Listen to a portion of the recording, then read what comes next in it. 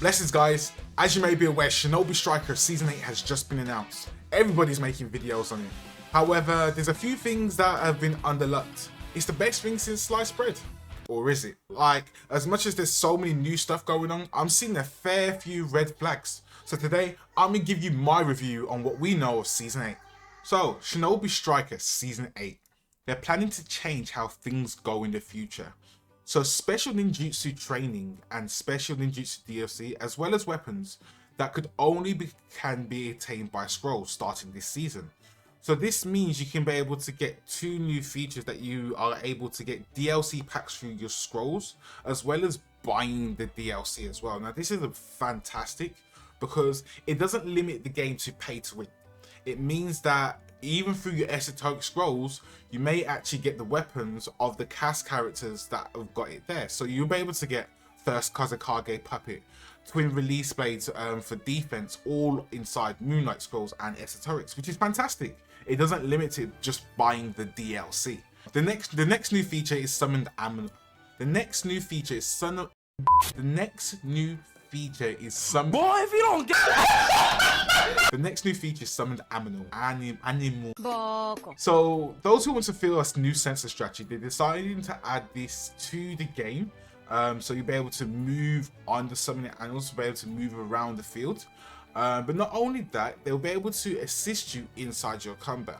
But here's the first big red flag. What the fuck is that? Try Sorry, I know people say, yeah, it's a ninja hound dog, but there's a huge red flag with this. It's made from AI. Now, how do I know this? Look. If I turn my body like this here, the front thing's bigger, right? And this one's smaller. So why in the hell is the furthest leg bigger, huh? Has it got a club foot or something? Sorry. Like, I appreciate you guys adding new stuff, but if I'm seeing you use AI on promotional work, please, for the love of God, please make sure there's no bugs and glitches inside what you're about to give us. Do a thorough job, not AI. There's plenty of artists inside the community that would happily do this for you, but you still chose to use AI. Yeah, it's a budget cut. This can actually go towards making a better game for us rather than using an art. But for real, guys, you're disrespecting your artists like that? Nah, first big red flag. Okay, so next, the new feature to SS Plus weapons. Now, this is something that the community have been talking about really crazily. I'll read it word for word. So SS rank weapons bring more to the game than just higher stats. Our goal of SS rank weapons is to make them feel more special than SS weapons and having to draw out skills from traits from original characters from the series. Therefore, we're planning to adjust them in the same strength of SS weapons, but giving them additional components that go above and beyond, hence SS Plus. So I'm hearing a different few things of people discussing. I want to hear your feedback in the comment section, but I'm going to tell you a few things I've heard so far. We'll be getting cast characters abilities, if that makes sense. Be able to fight as the cast characters exactly how they are, but on our CACs. Or I really do believe it's going to reshift and balance the weapons altogether. So those who remember the Ninja Blast Sword release, when it first came out, it used to break super armor, and it also used to break things like water pillar. So it was a weapon that had that extra additional strength feature of that they mentioned. But now they've just added the first Kazekage Puppet. Now, range are able to deal poison damage by regular weapon effects. That is a bit SS plus, if you get what I mean. It's fine. You could use a Conqueror Puppet that doesn't do poison. But to use Sasori's first Kazekage Puppet and poison people in combo, that's that plus extra I think they're talking about. So I could expect a readjustment of weapons and how they function. And alongside that extra new breath of fresh air. Let me know your feedback in the comments. Special ninjutsu training and special ninjutsu. So along with the new summoned animals, they of course will be adding new ninjutsu and secret training throughout the season. However, they have given us no news on what jutsu they are giving us, but all they are telling us the theme is tailed beasts. Now, there's so many different things you can think of in this case. 9 Jinchuriki naturally, but we could count how many different forms of Jinchuriki, so we could be seeing Kushina. I did speak on that possible DLC before. If you haven't seen that, check that video out. We could have the Shinju, if that makes sense, from the Boruto series, because essentially we could get Jura, the Ten Tails Husk. See, we could get a new Himawari. There's so many things that we actually could get with this new Tailed Beast Awakening from previous or before. It don't have to be now. So I'm really excited. What DLCs would you guys like to see in the future? So unlike previous seasons, Season 8 will not go under a Season Pass. It will actually go under Secret Ninjutsu Training and Summoning every month. So you're going to have to buy these things individually, maybe. Hopefully they actually give us a pack to reduce the cost, because I know they like to rinse us for our money. But doing it this way, it's going to allow things to be a lot fresher and bring things a lot more fresh and more often. The best way I can put it, Shinobi Striker gets more updates than Fortnite that's regular and new. What did he say? Like, they get a new map and they've recycled old items, game mode, so forth. But look how much we actually get from an anime game. No anime games get updates like this. So I appreciate everything they're doing so far.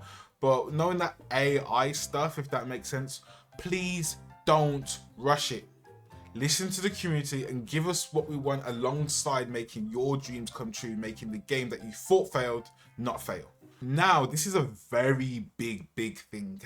As a content creator, also a Facebook page owner, group, like community leader sort of thing, promoting better gameplay environment is something I'm so for.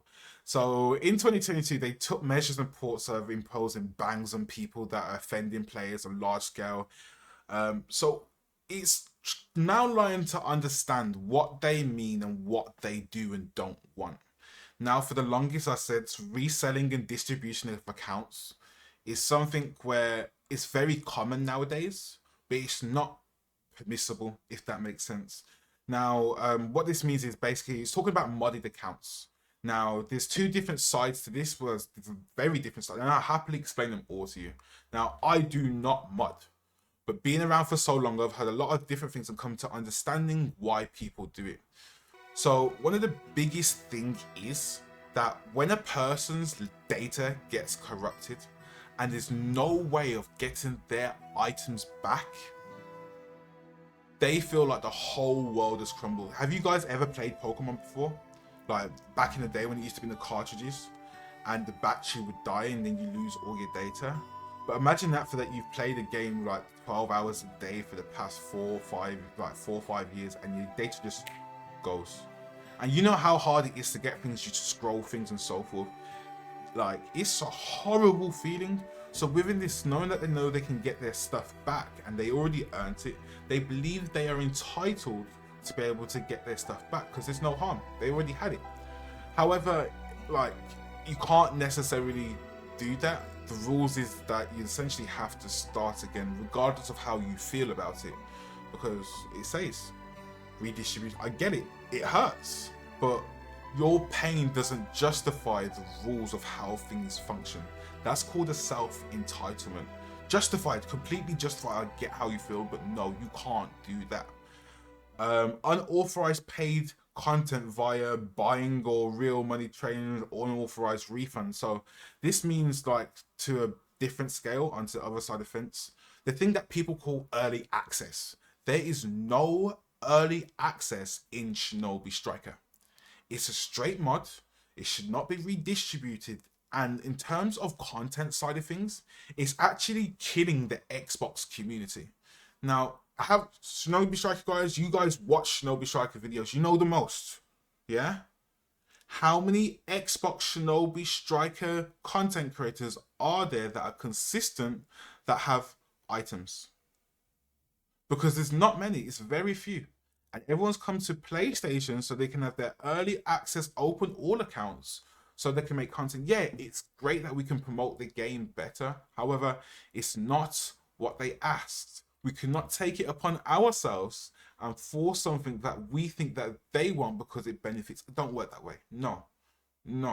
So guys, if you are modding out there, guys, like I've said all this time before, I've never been trying to be a dickhead, but literally stop. When you guys learn to stop and so forth and whatnot, they're willing to promote the game further, but I don't think they're willing to support us back, because a lot of the content creators are trying to take from them, and that's not what's needed. Yeah, we are more than skilled enough to be able to produce quality content, even with non-DLC. So can we all make this stand and literally stop the modding? Because as much as we may not get along, your audience loves you. Does that make sense? Overall, in the closing, season 8, we plan to challenge ourselves to create a new, more enjoyable Shinobi Striker experience. But they've been considering our ideas and actually have been listening to us, because they're saying that they're going to find a way to include the systems that will match each other more freely.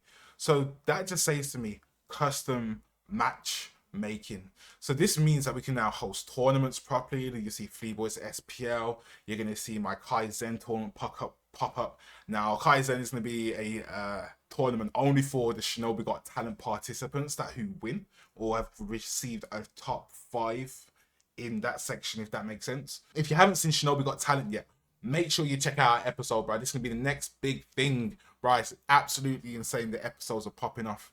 But I'm going to keep you tuned for more details in the future. Keep your ears peeled, because I believe season 8 is going to have to go crazy.